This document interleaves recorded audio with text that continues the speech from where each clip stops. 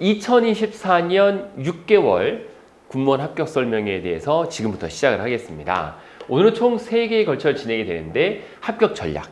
어떻게 하면 6개월 내에 합격할 수 있을까? 그런데 군무원이 무엇이고부터 출발을 할 건데 군무원이 무엇이고 어떤 전략을 써가지고 6개월 동안 합격할 수 있을지, 그리고 군무원 시험에 대해서 궁금한 사항들, 그리고 모든 분들이 전부 개별적인 현재 상황이 다 다르기 때문에 추가적인 내용에 대해서 개별적으로 어떻게 합격 전략을 세워야 되는지까지 설명을 좀 드리는 그런 시간을 갖도록 하겠습니다. 시간은 전체적으로 한 50분에서 60분 정도 걸릴 거고 2분 한 3, 40분 정도 소요가 될 거예요. 그리고 끝나면 개별적으로 제 연구실로 가서 궁금한 사항을 계속 이어서 진행을 받도록 하겠습니다. 자, 우선 사진하고 많이 다르다라는 얘기를 많이 하죠. 네, 어쨌든 대한민국에서 이제 저도 박사 논문에서도 이 채용 관련된 것도 쓰고 해봤지만 이 민간 분야에서는 아마 가장 오래 했고 2009년부터 시작을 했으니까요. 벌써 횟수로 15년 차, 2024년이요. 15년째 계속 군 관련 부사관장교 군무원에 대해서 전국 12개 학원을 제가 직접 설립과 운영을 하고 있는 상황입니다. 그러던 찰나에 이제 여러 대학의 특강을 많이 나갔는데 내가 민간 전문가로서의 한계가 있겠구나. 그래서 이제 공부를 저도 늦게 다시 시작을 했어요. 그래서 원래 27살에 석사를 받고 거기서 이제 끝나고 더 이상 무슨 박사냐. 그래서 경영학 석사를 하고 더 이상 공부를 안 하려고 했다가 40이 넘어가지고 다시 군사학 석사, 군사학 박사를 공부를 했죠. 40이 넘어가지고요. 굉장히 늦은 나이에 시작을 해서 현재는 이제 서경대학교, 정릉에 있는 서경대학교가 올해도 군사학과 전국에서 입결 순위 1등 했습니다. 유일하게 10대 1의 경쟁률을 보인 여기에 이제 1학년 지도교수를 다음 학기부터 맞춰서 좀 많이 바쁠 거예요, 시기적으로. 그래도 학원은 명문을 유지를 하면서 경영학 강의는 이어서 할 겁니다. 그래서 경영학을 제가 이제 강의를 하고 있고 그런 상황입니다. 제가 드릴 수 있는 말씀은 왜 이거를 굳이 말씀드리냐? 그냥 유튜브에 떠다니는 이런 내용보다도 미래에 대해서 여러분들이 잘 설계를 하려면 보다 팩트 있는 내용을 가지고 준비하는 게 훨씬 좋기 때문에 여러분들 팩트 있는 내용을 가지고 좀 내용을 드렸으면 좋겠다라는 말씀을 드립니다. 자, 군무원이 일반 공무원에 비해서 어떤 차이가 있느냐? 똑같습니다. 공무원은 여러 종류가 있는데 그 중에 특정직 공무원이 우리 군무원이에요. 또 뭐 있을까요? 특정직 공무원에는 뭐 있을까요? 경찰, 소방, 교정직 이런 것들이 전부 다 특정직 공무원이거든요. 특정직 공무원의 하나가 바로 이 군무원인데 이 군무원은 가장 좋은 게 바로 이 부분이기 때문에 많이 오세요. 현직 공무원분들도 많이 군무원으로 돌아서는 이유가 우선 대민 업무가 일반 공무원에 비해서 현저히 적습니다. 거의 없다고 봐도 될 정도로 현저히 대민 업무가 적어요. 요즘 학교의 교권이 많이 무너져가지고 교사분이 수업을 하고 있는데 문 열고 들어와서 교사의 뺨을 때리거나 멱살을 잡는 이런 학부모들, 말도 안 되는 이런 학부모들이 많이 있는데 아무래도 그런 거에 비하면 이런 대민 업무가 좀 적다. 야근 회식이 상대적으로 굉장히 적습니다. 그러다 보니까 이제 워라밸을 일반 공무원에 비해서는 좀 챙길 수 있는 게 있고 직렬이 구분되어 있기 때문에 경력을 인정받고 65세로 정년 보장이 늘어났습니다. 입법 예고했기 때문에 거의 국회 통과가 될 거예요. 그래서 68년생 기준으로 해서 1년씩 증가됩니다. 현재는 만 60세인 거 알고 계시죠? 65세까지 이제 곧 국회만 통과가 되면 확정입니다. 알겠죠? 이 부분도 어제 제가 다시 한번 확실한 내용을 듣고 온 거기 때문에 여러분들에게 말씀드릴 수 있어요. 그래서 65세까지. 연금이 몇 살 때부터 나오죠? 연금, 공무원 연금 몇 살 때부터 나와요? 65세부터 나와요. 65세까지 해주겠다라는 거죠. 네, 그래서 65세로 정년이 늘어난다라는 부분 인지해 두시고 기존에 60세입니다. 아직까지는 60세예요. 근데 이제 이미 발의가 됐기 때문에 확정이 거의 된 거다. 그리고 10년 근무하면 공무원 연금 수령이 대상자가 되고 매주 수요일 날 점심 식사 이후에는 전투 퇴역을 한다. 아마 군대 갔다 오신 분들이 많이 계시니까 그런 내용을 알고 계실 거예요. 그리고 승진이 굉장히 빠른 편이다. 일반 공무원에 비해서. 그래서 제가 봤을 땐 군무원의 승진이 굉장히 빠른 편이고 지방 공무원이 그 다음이고 국가 공무원이 제일 낮아요. 국가 공무원은 승진이 좀 늦어요. 네. 제가 국세청에서 벌써 17년째 강의를 하고 있는데 국세공무원이 되면, 즉 세무공무원이 되면은 일주일 동안 월요일부터 금요일까지 제가 8시간씩 교육을 하거든요. 그걸 지금까지 하고 있어요. 굉장히 오래 했죠. 근데 5급 사무관이 되면 개인 방을 주고요. 과장이거든요. 과장. 개인 방을 주고 본인을 수행할 수 있는 비서가 따로 있어요. 또 5급이요. 5급. 근데 군무원 5급은 안타깝지만 그런 거를 혜택을 받을 수가 없어요. 좀 차이가 있죠. 국가공무원의 5급하고 우리 군무원 5급. 그만큼 승진은 굉장히 빠르다. 우리 9급이 됐든 7급이 됐든 1차적 목표는 5급입니다. 사무관을 다냐 못 다냐가 굉장히 중요한 거예요. 우리 공무원 세계에서는. 그래서 사무관이 되면 중간 리더가 된 거예요. 1차 목표는 사무관, 2차 목표는 부의사관까지 올라가는 것을 여러분 목표로 두시면 됩니다.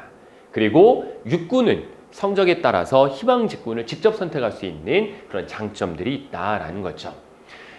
시험의 가장 기본적인 내용, 뭐 이런 건 다 아실 거예요. 뭐 아주 기본적인 내용이니까 여러분들이 참고만 해주시면 되고, 육해공 현재는 따로 뽑고 있습니다. 중복 지원이 안 돼요. 근데 재작년까지는 중복 지원이 됐지만 중복 지원이 지금은 안 되고 한 개의 군만 선택을 하셔야 됩니다. 알겠죠? 한 개의 군만. 근데 여기서 이제 중요한 거는 어떤 군을 선택할지에 대해서도 이제 내년에는 통합 채용 얘기가 예전부터 나왔어요. 통합해서 선발하겠다. 육해공군을 따로 선발하다 보니 해병대라든지 육군이라든지 지원자의 격차가 너무 심하다. 특히 국방부는 아무래도 선호하기 때문에 국방부에서 떨어진 자원은 나머지 육해공을 가고 싶어도 못 가는 구조이기 때문에 이제 그런 걸 방지하기 위해서 통합 채용을 할 것이다 라는 거예요. 군의 입장에서 봐서는 국방부로 지원했는데 평균 86점이에요. 근데 내가 85점으로 떨어졌어요. 근데 나는 육군도 가고 싶었어요. 떨어지는 거죠. 아쉽잖아요. 군의 입장에서 보면. 그래서 통합 채용을 실시를 할 예정이에요. 그래서 설문조사까지 1차적으로 작년이죠. 이제 22년에 이미 설문조사까지 다 끝냈어요. 현재 군무원을 대상으로. 내년에 어떻게 되겠다라는 것은 아직은 확정된 거는 없지만 미래지향적으로 보면 통합 채용이 될 가능성도 높다라는 거죠. 육해공을 통합해서 선발하겠다라는 거죠. 지금 그러면 통합 선발을 하고 있을까요? 5급 이상은 하고 있어요. 5급 미만은 통합 채용을 안 하고 각 군별로 선발을 하지만 5급 이상은 통합 선발을 국방부에서 하고 있습니다. 현재 그렇게 참고적으로 알아두시면 되고 육군 기준으로 해서 47개의 직렬이 나와 있다. 이렇게 보시면 됩니다. 시험 절차는 필기시험 보고 필기시험은 최종 50%를 반영을 하고요. 신원조회합니다. 신원조회에서도 많이 문의하시는데 신원조회는 이제 아주 간소가 됐어요. 그래서 개인의 범죄 사실이 있느냐, 금고 이상의 형을 받았다면 3년에서 5년 이후의 시험을 볼 수 있습니다. 금고라고 하는 실형을 산 거를 금고라고 하는 겁니다. 실제 감옥에 간 경우. 그리고 개인 신용정보, 개인 회생주의거나 파산을 했으면 복권되지 아니한 자는 시험에 합격할 수가 없습니다. 알겠죠? 단순 신용불량의 문제, 이런 문제가 아니라 회생을 하거나 파산했을 때를 말하는 거고, 여기서 문제가 없어야지만 면접을 볼 수 있는 겁니다. 면접은 필기 합격자의 130% 육군입니다. 나머지 군은 150%까지 선발을 합니다. 100명 뽑을 거면 육군은 130명을 필기에서 붙이고 나머지 군은 150명 붙이고 필기 동점자는 모두 합격자 처리를 합니다. 필기 동점자가 많이 있을까요? 적을까요? 많이 있을까요? 적을까요? 많습니다. 필기 동점자가 굉장히 많아요. 왜 많을까요? 조정 점수가 없죠. 조정 점수가 없어요. 수능처럼. 그리고 사지선 대형 시험이기 때문에 동점자가 많아요. 그래서 실제로는 130%가 아니라 그 이상을 뽑겠죠. 동점자보다 합격 처리시키니까. 그리고 신체검사를 보는데 공무원 신체검사 지정병원에서 직접 검사를 여러분들이 하시면 돼요. 약 3만 원에서 5만 원 정도 내시면 되고요. 2박 3일 걸리는 병원도 있고 당일 나오는 병원도 있어요. 가면 간단해요. 피검사하고 기본 시력, 청력 등의 검사, 아주 간단한 공무원 신체검사를 합니다. 집 근처에 있는 내과 가시면 됩니다. 이비인후과나 공무원 신체검사 하는 곳이 많이 있습니다. 자, 24년도 예상인데요. 1월 첫째 주 목요일 날 나올 거예요. 목요일 날. 보통 목요일 날 많이 나오기 때문에. 그래서 1월 첫째 주 목요일이 1월 며칠이죠, 이번에는? 목요일. 3일인가 그럴 거예요. 3일.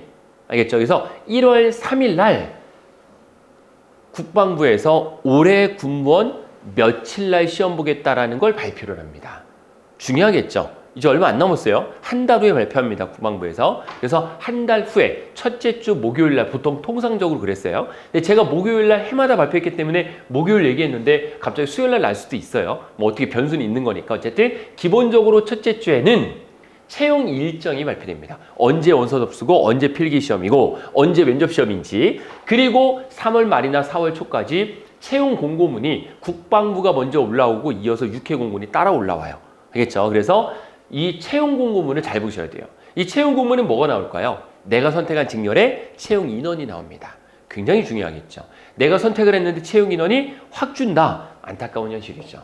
그래서 잘 선택하셔야 됩니다. 그리고 원서 접수가 약 7일이라고 했는데 최대 7일이에요. 근데 7일이 좀 적을 수도 있고 4월 말 정도에 최종 경쟁률을 발표해요. 원서 접수를 했다면 원서에 기반하는 몇 대 몇이다. 내가 쓴 육군의 해당 직렬의 급수에 몇 명이 지원했기 때문에 경쟁률이 5대 1이다, 3대 1이다, 또는 미달이다. 이런 것들을 발표를 합니다.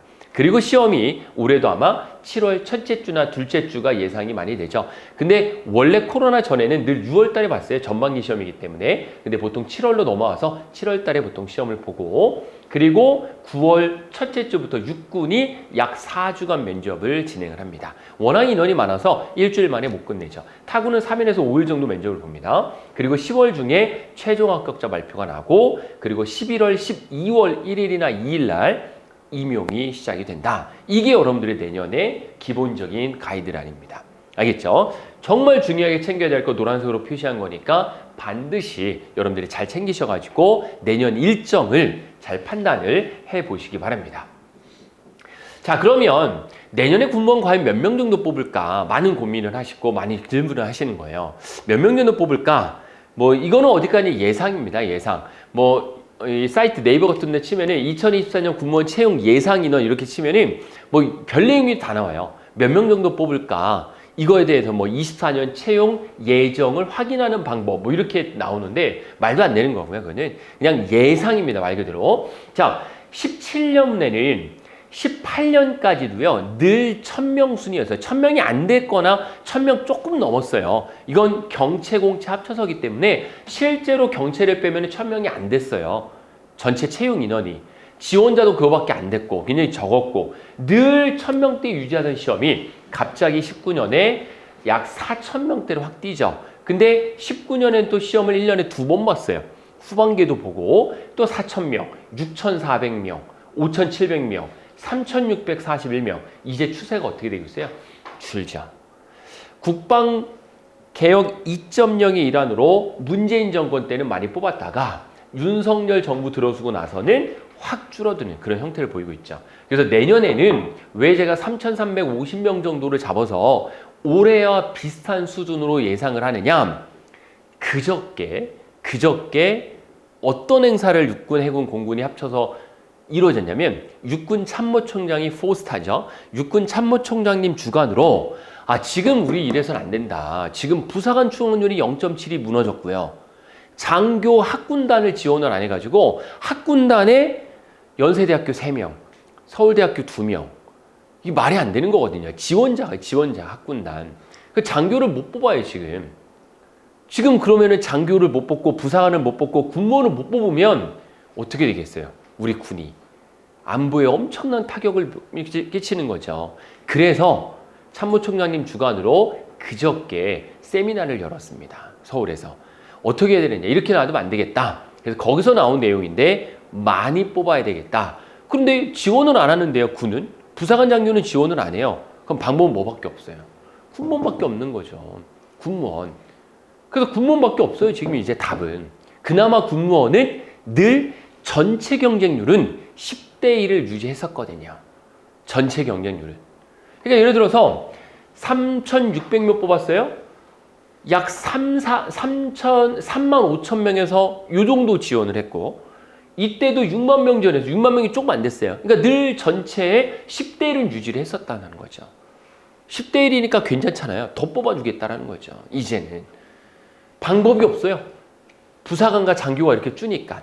그래서 내년에는 조금은 줄 거예요. 왜? 예산이 주니까. 예산이 주니까 어쩔 수 없어요. 내년에 국방 예산이 약 60조가 조금 안 됩니다. 60조가 조금 안 되기 때문에 어쩔 수 없이 예산 자체 때문에 더는 못 뽑을 거다. 그래서 저는 한 3,350명 정도 확 줄어들진 않을 거니까 요 정도 여러분들이 예상을 하시면 됩니다.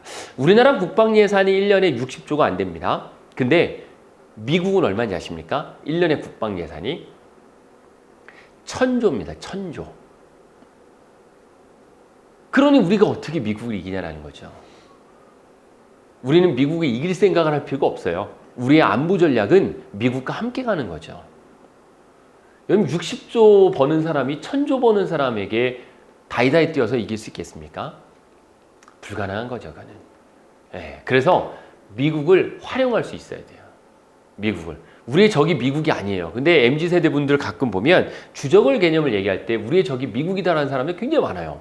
특히 병사들 설문조사하면 요즘도 하는지 모르겠지만 저 군대 갈 때는 설문조사를 했거든요. 육군훈련소에서. 우리의 주적이 누구냐라고 하면 당연히 그 당시에도 북한이었고 지금도 우리의 주적은 북한입니다. 지금도. 문재인 정권 때는 아니었지만 윤석열 정부 때는 지금 우리의 주적이 북한이에요. 여러분들 면접 때 다 나오는 질문이에요. 올해 국무원 면접에서 정말 많이 질문하는 것 중에 우리의 주적이 누구라고 생각하느냐? 라는 질문에 대해서 미국이라고 대답하는 사람도 정말 많았다라는 거죠. 미국은 우리의 적이 아닙니다. 아주 친한 동맹국이고 우리의 주적은 누구다? 북한의 김정은 이하 노동당원과 그를 추종하는 세력들인 거죠. 그 사람들이 우리의 주적인 거예요. 알겠죠? 그 분명히 면접 때 나옵니다. 그래서 이렇게 내용을 봤을 때 어쨌든 우리는 내년에 예산에 반영해서 약 3,350명 정도로 전 예상을 하고 여기에는 어떤 인원이 추가가 된 거냐면 경체 포함된 거예요. 알겠죠? 장애 전형도 포함이 된 겁니다. 이렇게 해서 약 3,350명 정도를 뽑을 예정이다 라고 추측을 해봅니다. 자, 그러면 기본적으로 숙지해야 될 내용이 이제 원서 접수 아까 말씀드린 대로 각 군에 중복 지원이 불가능하고요. 하나만 선택해야 돼요. 경체, 공채도 둘 다 못 지원해요. 하나만 선택하셔야 돼요. 경체 있으실까요, 혹시? 다양하고 오셨는데 경체 있으십니까? 경체. 나는 경력으로 들어간다. 2년 이상의 실무 경력 있으면 되고요. 석사 이상의 자격 학위가 있거나 아니면 면허증이 있거나 하는 분들. 없어요. 대부분 다 공채이실 거예요. 그러니까 대부분 이 설명이 오신 거고. 자, 근데 대부분 공채는 인터넷 접수하시면 돼요. 원서 접수. 간단해졌어요. 뭐 특별히 서류를 내고 이런 거 없어요. 그냥 간단히 인터넷 접수해서 사진만 있으면 접수 간단해졌습니다. 합격하면 그때 서류를 내는 걸로 바뀌었어요. 필기 합격을 하면. 자, 그리고 경채는 좀 복잡하다. 관련 서류를 우편 발송을 해야 된다. 왜? 서류를 봐야 되기 때문에. 서류 심사가 있으니까요. 근데 중요한 거는 이제 내년 24년 아무리 늦어도 25년에는 통합채용 이슈가 나왔기 때문에 통합채용으로 갈 수밖에 없을 겁니다. 군에서는 통합채용을 더 좋아해요. 왜냐하면 각 군별로 채용을 알아서 맡기니까 우선 인력이 너무 많이 들어가요. 각 군별로 인사팀에서 뽑아야 되는 사람들이 있을 거 아니에요. 그 인력 낭비란 말이에요. 여러분 1,000명 뽑는 거나 1,500명 뽑는 거나 2,000명 뽑는 거나 관련 인력들이 1,000명 뽑을 때 10명이 필요하면 2,000명 뽑을 때 20명 필요한가요? 3,000명 뽑을 때는 30명 필요해요? 10,000명 뽑을 때는 100명 필요해요? 인력이 그렇지 않죠. 얼마든지 가능해요. 적은 인원으로. 그래서 통합채용으로 갈 수밖에 없고 두 번째는 국방부에서 떨어지더라도 타군에라도 갈 수 있는 우수자원을 뽑기 위해서라도 통합채용은 앞으로 불가피할 것이다. 근데 아직까지 확정된 게 없어서 제가 된다 안 된다라고 말씀드리기가 상당히 어렵다라는 거죠. 근데 추세는 이쪽으로 갈 거다라는 거예요. 자, 필기시험에 좀 보면 필기시험은 육해공무원이 지금 동일한 날짜에 시험을 보고 있고요. 동일한 문제로 시험 보고 있고 동일한 시간에 시험을 보고 있습니다. 국방부는 주로 서울에 있고 타구는 거점적인 시험을 보고 오후 2시에 봅니다. 시험을. 그래서 앞으로 여러분들이 공부하실 때 오전에 엄청나게 열심히 공부하고 점심 먹고 오후에 조는 습관이 있다면 아예 오전에 공부 안 하는 게 좋아요. 오후에 졸는 습관이 한번 들었으면 이 바이오리듬을 쉽게 못 바꾸거든요. 6개월입니다. 6개월 동안에 오후 2시부터 정신을 말짱하게 하시는 게 아주 중요합니다. 그래서 가급적 오후에 졸지 않고 공부하는 것을 추천을 드리고요. 25문항 사지선다형이에요. 한 번으로 찍으면 몇 퍼센트 맞는 거죠? 한 번으로 찍으면 25% 맞는 거죠. 한 번으로 찍으면. 그래서 예를 들어서 미달인 병과도 굉장히 많거든요. 대표적으로 뭐 있죠? 통신, 총포, 유도무기 이런 직렬들을 나는 과락만 넘기면 합격이다. 과락이 40점이에요. 그러면 아주 심플해요. 20문항 중에 5문제만 아는 게 있으면 돼요. 25문항 중에 5개 정도는 5분의 1 정도는 아는 게 있어야지 공부했다고 할 수 있을 거 아니에요. 25개 중에 5개요. 그럼 몇 점이죠? 20점이에요. 나머지 20문제 남았죠? 한 번으로 찍으면 최소 5개에서 많으면 6, 7개까지 맞을 수 있어요.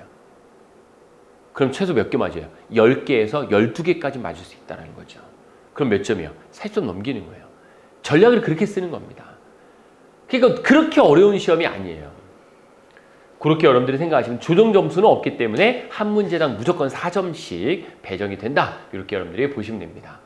합격자는 1.3, 130에서 150% 동점자보다 합격 처리를 시키는 거고, 행정 직구는 과락이 60점입니다. 평균. 근데 기술 직구는 평균 과락은 없어요.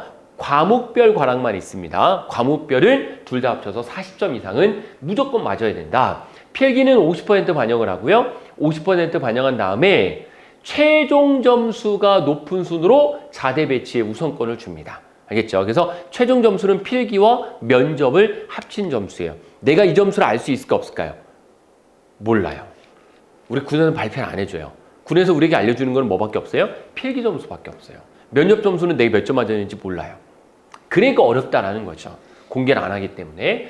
자, 인증 과목은 다 알고 계시죠? 영어, 한국사 시험 안 보시는 게 아니라 자격증으로 대체가 되는 겁니다. 그래서 가산이 되는데 높은 점수를 받는다고 해서 더 좋은 건 아니에요. 한국사 영어검정 3급만 있으면 되지 굳이 1급 딸 필요 없습니다. 1급을 따려고 가산점이 더 높게 되느냐 그런 거 없습니다.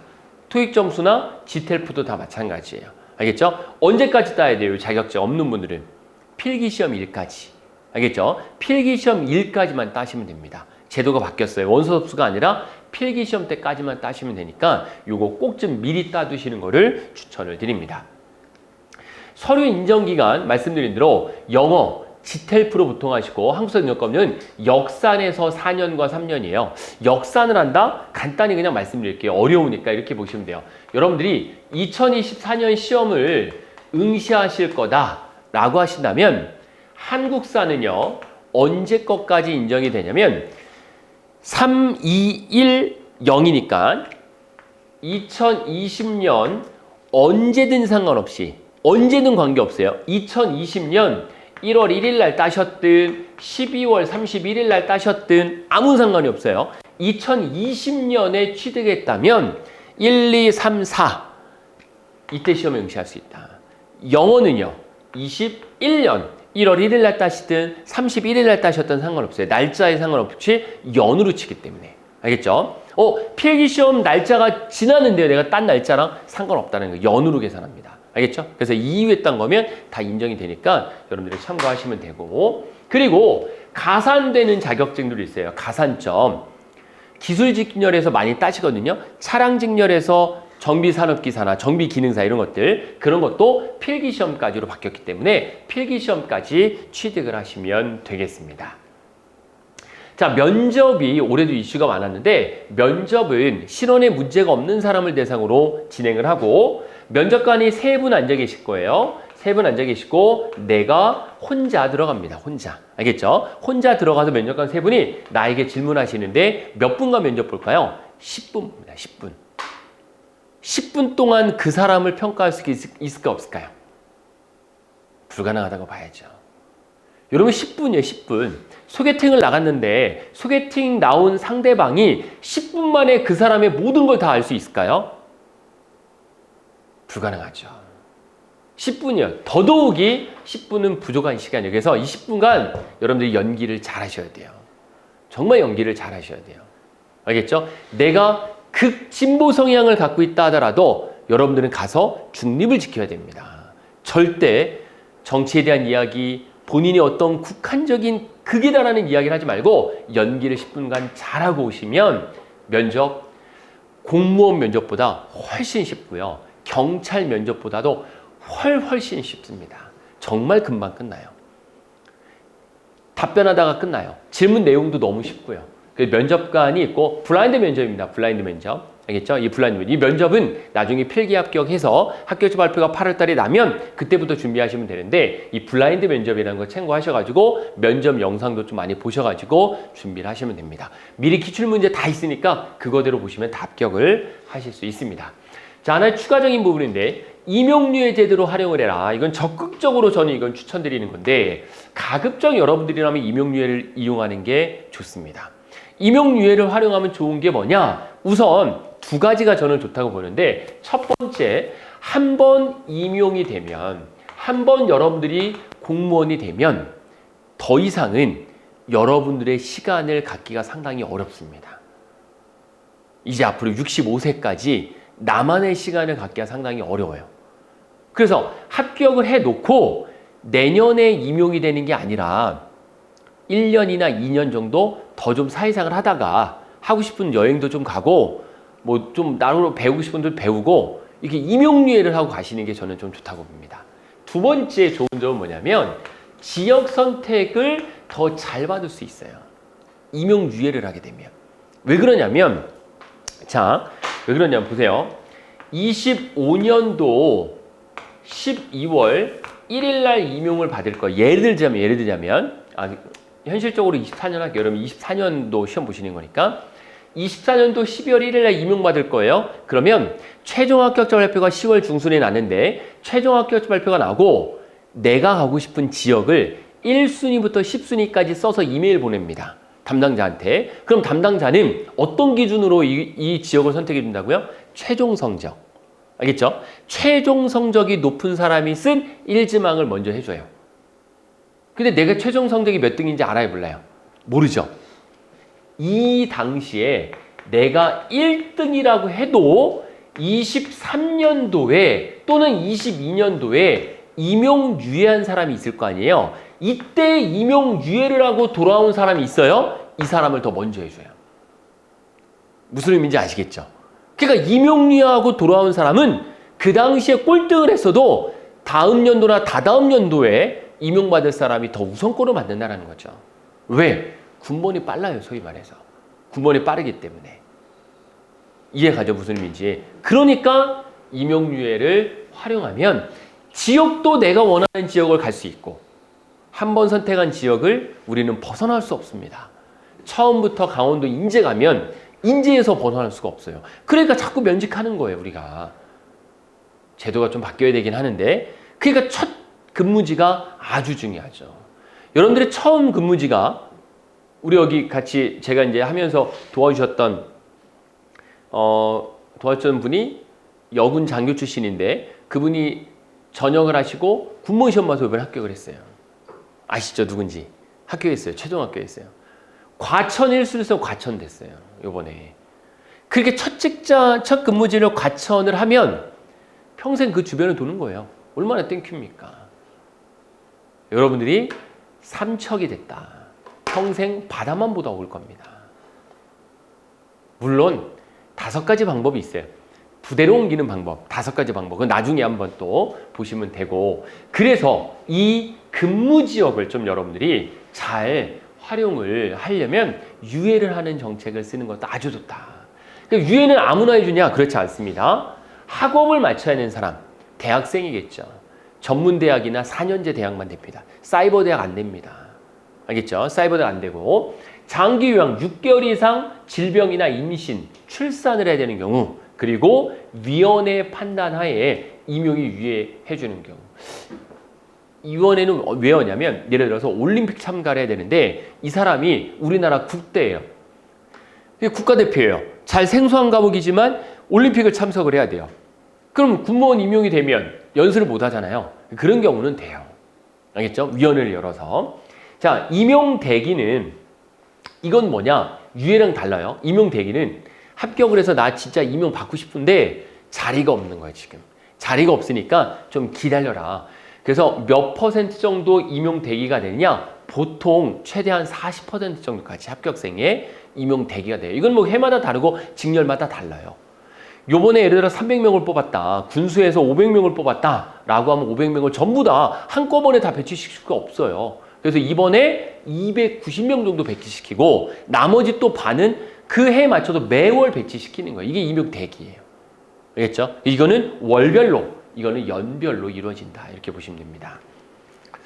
자, 근무지 선정도 마찬가지입니다. 최종 합격자가 되면은 이렇게 1순위부터 10순위까지 리스트업에 해주고 그 리스트업대로 어디로 가고 싶냐라고 해서 여러분들이 선택하시는 거예요.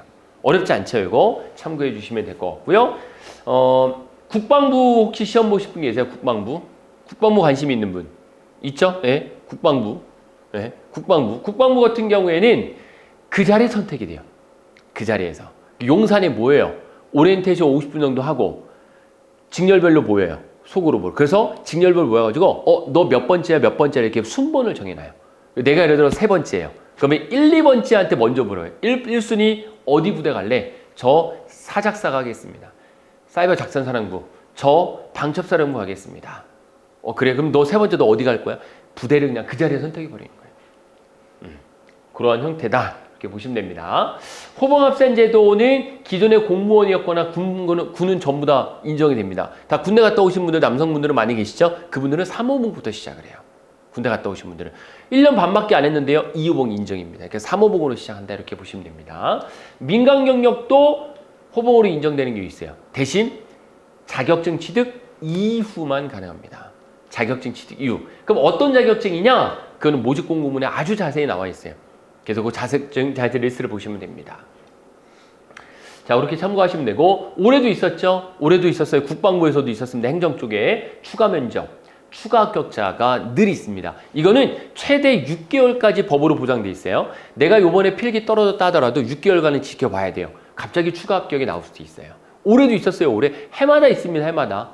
그래서 떨어진 게 아니에요. 합격자 발표가 나올 수 있어요. 이때 연락 못 받으면 끝나는 거예요. 연락 잘 받아야 됩니다. 문자가 가요. 추가 합격됐다고. 홈페이지에도 올라오고 수험번호가. 알겠죠? 참고해가지고 잘 확인하셔야 됩니다. 그래서 추가 면접은 필기를 추가 합격시켜가지고 면접을 다시 보겠다. 그리고 추가 합격은 면접에서 떨어진 사람을 추가로 합격시키겠다. 이 소리예요. 면접을 또 보는 거 아니에요. 이거 면접을 또 보는 거고 올해 국방부는 면접을 또 봤어요. 그 몇몇 학생들 불러다가. 그렇게 여러분들이 이해를 하시면 되고 이슈되는 것 중에 하나가 뭐냐면 군사학 관련 내용이 필기시험으로 나오는 이슈인데 이게 올해 여름에 좀 이슈였어요. 여름에. 우리 면접 한창 준비할 때 군무원분들이 자꾸 군무원으로 들어와서 3개월을 못 버티고 나간다. 우리가 이제 15기간이 3개월이거든요. 15기간이라고 해서 정식 군무원은 아닌데 군무원 신분으로 있는 3개월이 지나고 난 다음부터 군무원으로 인정해 주는 거예요. 15기간 3개월에 자꾸 나간다라는 거죠. 왜? 군을 잘 모르니까. 그래서 군 관련된 국가관 안보관을 필기시험에 넣어야 되겠다라는 내용이 옛날부터 있었어요.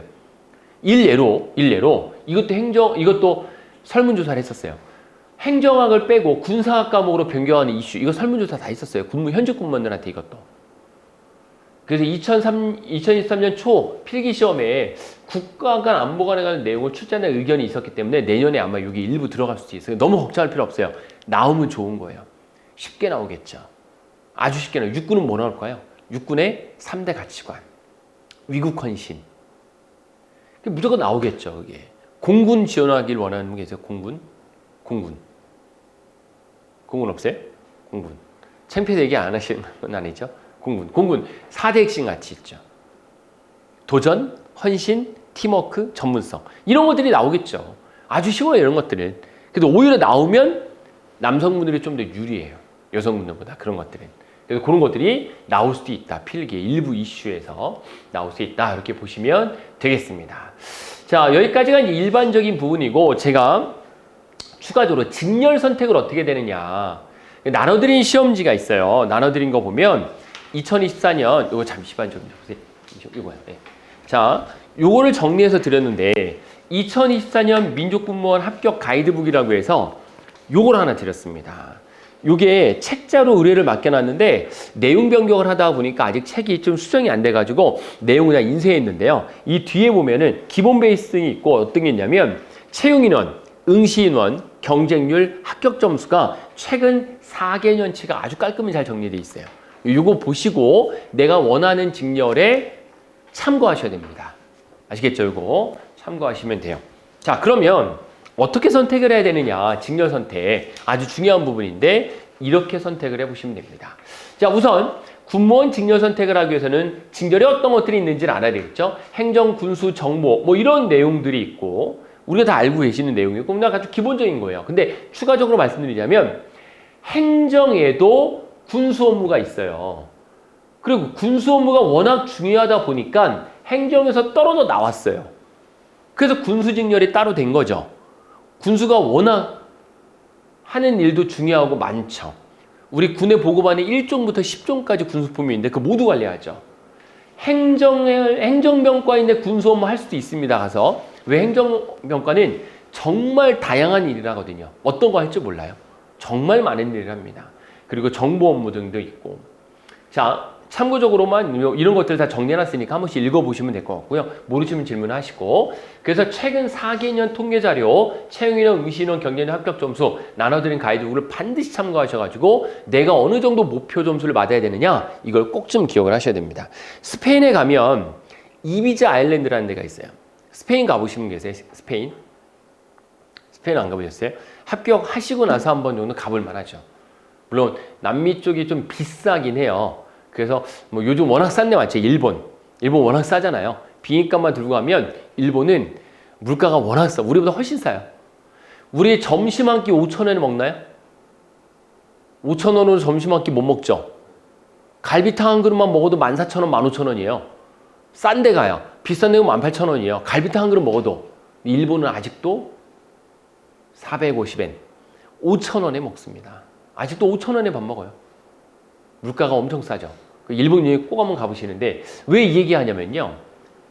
스페인에 가면 이비자 아일랜드 거기가 어디냐면 뭐 요즘에 좀 이슈되고 있는 박수홍 형제의 난을 겪고 있는 박수홍이 클럽에 빠져가지고 이 이비자 아일랜드를 배를 타고 유람선을 타고 가서 클럽 문화를 즐기다 온 이게 한때 이제 미우새에서 이슈가 됐었는데 그 이비자 아일랜드까지 스페인의 수영 선수가 여자인데 수영으로 가겠다.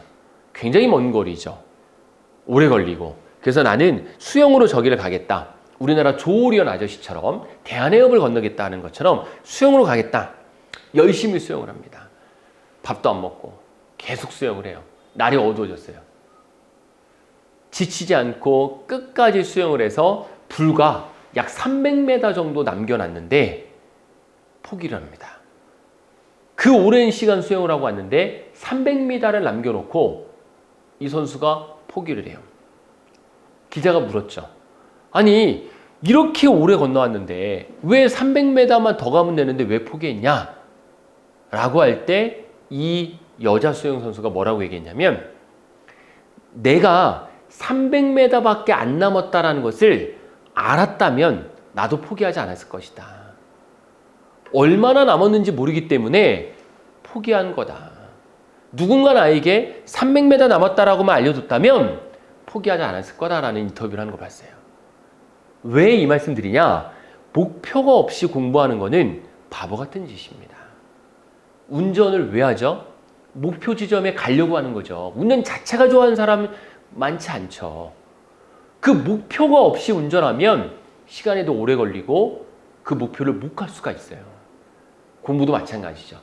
과거 4개년도 정도의 점수를 반드시 확인을 해서 내가 6개월간 공부해서 이 정도는 맞아야 되겠다는 목표 점수를 반드시 세워야 돼요.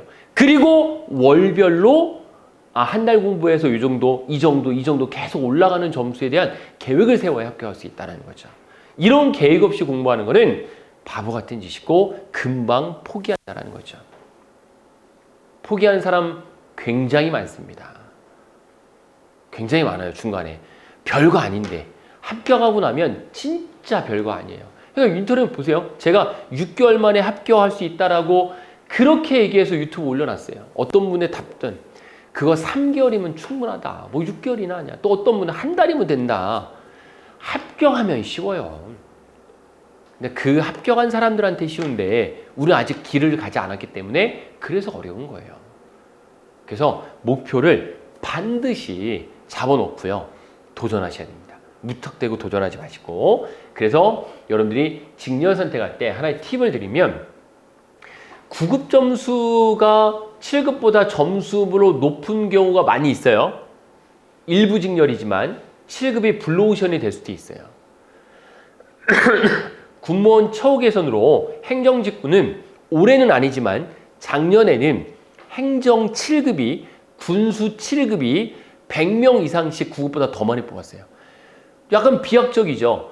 9급을 많이 뽑고 7급으로 증진하게 해야 되는데 7급이 9급보다 행정도 군수도 100명씩이나 더 뽑아버렸다니까요. 작년에. 그러니까 갑자기 7급을 많이 뽑으니까 7급을 많이 몰렸어요.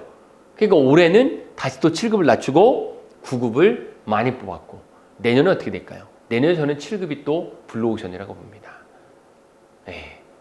처우 개선해줘야죠. 그만 안 두죠. 여러분들 9급 준비했는데 합격했어요. 7급 준비했는데 합격했어요. 7급 들어간 사람은 쉽게 그만 안 두거든요.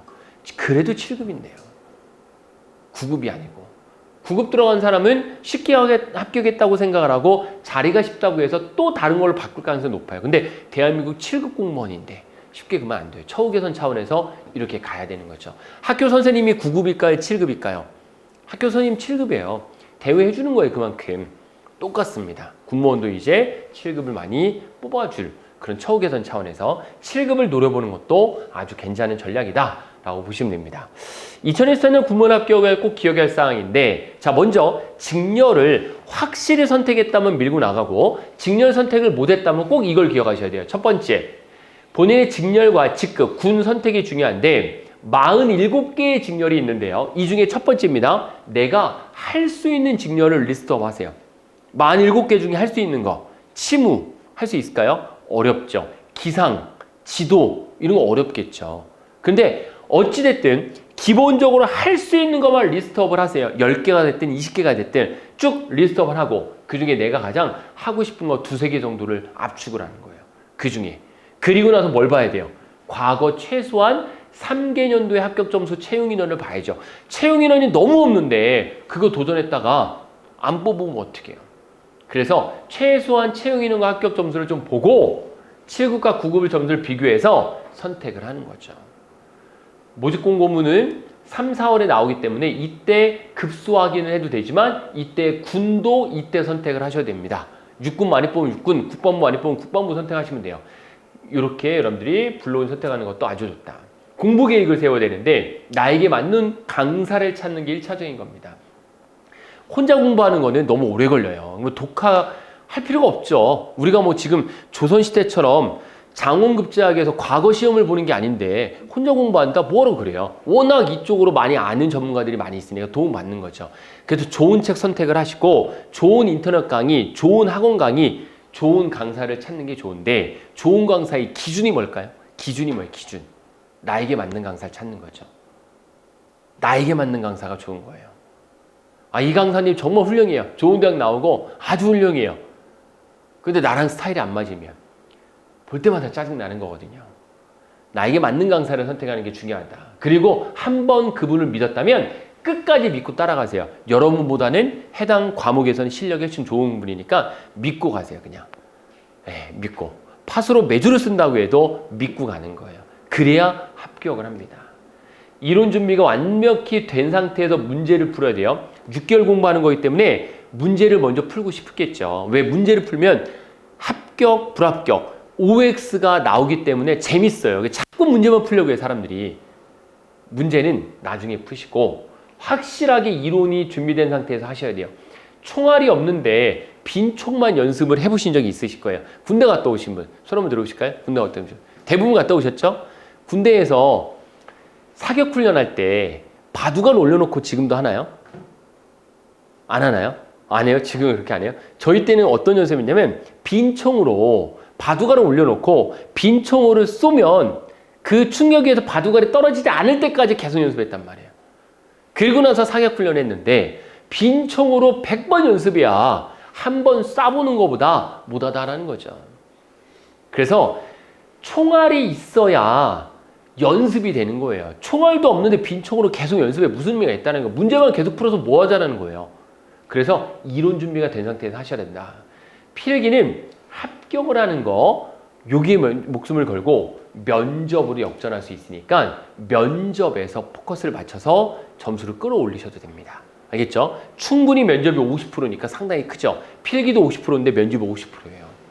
근데 일반 경찰이나요, 일반 공무원은 필기 컷이 1배수 안에 못 들어가면 면접 잘 준비 안 하더라고요. 왜? 어차피 1배수 안에 못 들어가면 면접을 아무리 잘해도 떨어진다라는 거를 기정사실로 알고 있더라고요.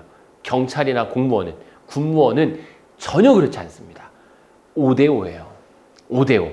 얼마든지 역전할 수 있다. 이렇게 생각하시면 되고 면접에 사활을 걸고 준비하시면 됩니다.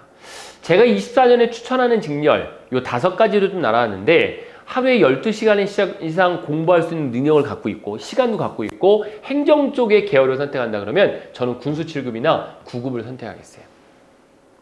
공무원 준비를 하다가 1년 이상 준비했는데 공무원 너무 어렵고 85점 이상 맞아도 어렵다. 그런 분들은 행정 9급 했으면 좋겠어요. 행정 7급은 안 하는 게 좋을 것 같고. 그리고 학습 능력이 좀 떨어지고 행정 업무는 꼭 하고 싶다. 통신했으면 좋겠어요. 그런 분들은. 왜? 어차피 통신은 행정 업무가 많이 포함되어 있어요. 직무 만족도가 굉장히 높습니다. 학습 능력이 기본이 어느 정도 기본은 되고 잘하는 게 아니에요. 기본은 되고 군사 분야에 관심이 있다면 정보직, 기술 정보나 군사 정보 했으면 좋겠고 학습 능력과 무관하게 나는 차에 관심이 있다? 그럼 차량직 하시면 돼요. 차량직 많이 뽑으니까 내년에도 많이 뽑습니다. 차량직이 역대 가장 많이 뽑은 게 작년이죠. 1000명 뽑았어요. 971명. 단일 시험에서 단일 별거로 1000명 뽑은 거는 역대 처음이죠. 차량직. 요 정도에 아마 여러분들이 사활을 걸면 여기 군수나 행정은 70점대로 형성이 될 가능성이 높고 통신이나 요 부분 요 통신 그리고 또 우리 총포나 유도무기 그것도 내년에 괜찮죠. 그런 거는 40점으로 형성될 가능성이 높아요. 40점대로. 해마다 그랬거든요. 통신은 특히. 올해도 통신은 필기에서도 100여 명을 못 뽑았어요. 미달이기 때문에. 네. 그러니까 요 통신 쪽, 총포 유도무기 쪽 노리는 것도 아주 좋죠. 그래서 이런 것들을 저는 추천을 드립니다. 6개월 합격을 위해서 4,320시간을 공부하셔야 되는데 우리 학원은 6개월 반, 오프라인으로는 60명, 온라인 1000명인데 1월 8일, 15일, 22일 이렇게 개강을 합니다. 그리고 학원 이쪽이 1관, 이 반대쪽이 2관 거기서 수업을 보통 듣고 스터디 카페랑 독서실 같이 여러분들이 이용 가능하다라는 말씀을 드리고 기본적으로 1월 8일, 1월 15일, 1월 20일 날 개강을 해서 기본 컬이 이렇습니다. 이론 3개월 하고요. 이론 3개월 할 때 실강으로 1회도, 인강으로 2회도 그리고 파이널 문제풀이라고 해서 단원별 문제풀이, 기출 및 기출 변형 문제풀이, 적중 모의고사에서 3개월. 그래서 3개월 이론 3개월 문제풀이가 가장 적당해요. 알겠죠? 여러분들이 목표 점수를 봤을 때. 그래서 이 정도 플랜으로 공부하는 게 가장 여러분들이 추천을 드린다는 말씀을 드리는 거고 2024년 공부계획 세우기에서 이론 최소 2회도, 복습 4회독은 꼭 하셔야 되고 이론 1회독은 실강을 듣거나 인강을 하는데 나는 인강으로 하겠다. 그러면 1배속으로 하세요. 꼭 처음에는 그 현장감을 그대로 느끼는 게 좋으니까. 그리고 2회독 할 때는 인강 속도를 좀 높여도 됩니다.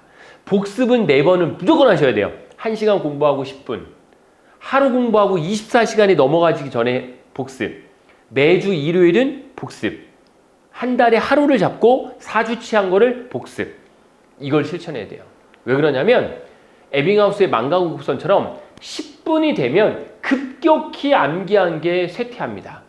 이때 복습하지 않으면 못 끌어올려요. 시간이 그냥 지나버리면 이미 여기서 끌어올려야 돼요. 더 힘들어요. 즉시. 하루가 지나가면 또 떨어지기 시작해요. 이때 쳐 올려야 돼요. 일주일, 72시간 더 올려야 되고 그리고 한 달. 이때 복습을 하게 되면 이렇게 유지가 돼요. 기억이 이렇게 나눠지는 겁니다.